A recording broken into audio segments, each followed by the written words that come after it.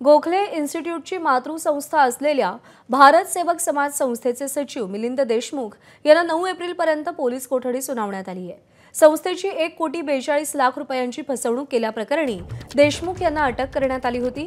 त्यांना न्यायालयामध्ये हजर करण्यात आलं असता 9 एप्रिलपर्यंत पोलीस कोठडी सुनावण्यात आली आहे आणि यानंतर भारत सेवक समाज संस्थेकडून आपलीच घोडचूक देखील अखेर दुरुस्त करण्यात आली आहे। संजीव सन्याल यांची गोखले इन्स्टिट्यूटच्या कुलपतीपदी पुन्हा नियुक्ती करण्यात आली आहे। सचिव मिलिंद देशमुखांवर कारवाई करायचं सोडून सन्यालांना हटवण्यात आलं होतं, तर गैरसमजातून सन्याल यांना हटवलं अशी संस्थेकडून कबुली देण्यात आली आहे। मात्र त्यानंतर लगेच डेक्कन पोलिसांनी मिलिंद देशमुख यांना 1.5 कोटींच्या अपहाराबद्दल अटक केली आहे।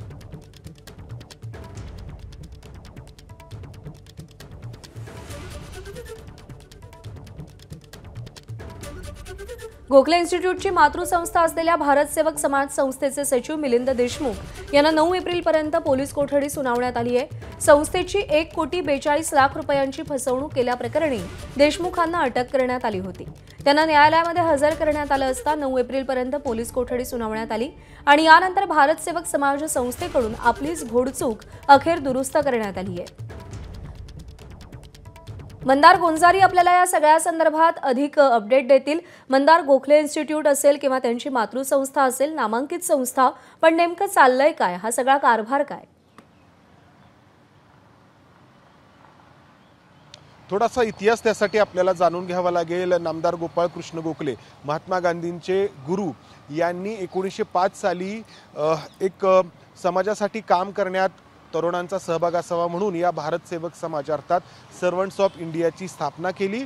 गोखलेंचं 15 साली निधन झालं। त्यानंतर 1930 साली त्यांच्या नावाने या भारत सेवक समाजाकडून गोखले अर्थशास्त्र आणि राज्यशास्त्र संस्थेची निर्मिती करण्यात आली आणि त्यानंतर खूप मोठं काम या संस्थेने केलेलं आहे। अनेक अर्थविषयक अभ्यास या संस्थेने केलेले आहेत, ज्याचा आधार घेऊन अनेक योजना राज्याने आणि आपल्या केंद्र सरकारने देखील आखल्या आणि गोखलेंच्या काळामध्ये त्यांचा प्रभाव संपूर्ण देशभरामध्ये होता। त्यामुळे या भारत सेवक समाजाच्या अनेक मालमत्ता देशभरामध्ये निर्माण झाल्या। आज या मालमत्तांची किंमत काही 100 कोटी रुपयांमध्ये आहे आणि यातून या संस्थेमध्ये वादाला सुरुवात झाली। आत्ताचा हा जो प्रकार आहे तो देखील आपण जर पाहिलं तर जे कुलसचिव नेमण्यात आलेले होते UGC कडून एका अर्थाने केंद्र सरकारकडून, त्यांनाच हटवण्याचा निर्णय या भारत सेवक समाजाच्या संचालकांकडून घेण्यात आला आणि त्यानंतर एका अर्थाने UGC आणि केंद्र सरकारने आक्रमक भूमिका घेतली आणि 2022 साली जो खर्च 1.5 कोटी रुपयांचा भारत सेवक समाजाचे सचिव मिलिंद देशमुख यांनी केलेला होता,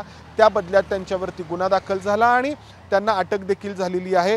या मिलिंद देशमुख यांच्यासोबत आणखी कोण या सगळ्या प्रकारामध्ये सहभागी आहे याची देखील चौकशी करण्यात येणार आहे। मिलिंद देशमुख याचे सचिव आहेत तर अध्यक्ष आहेत दामोदर साहू आणि याआधी देखील या मिलिंद देशमुखांवरती अनेक गैरप्रकाराचे आरोप झालेले आहेत।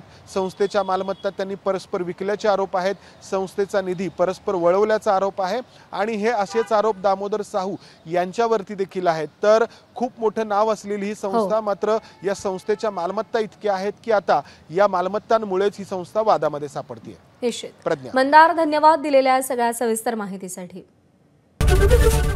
ABP माझा, उघडा डोळे बघा नीट।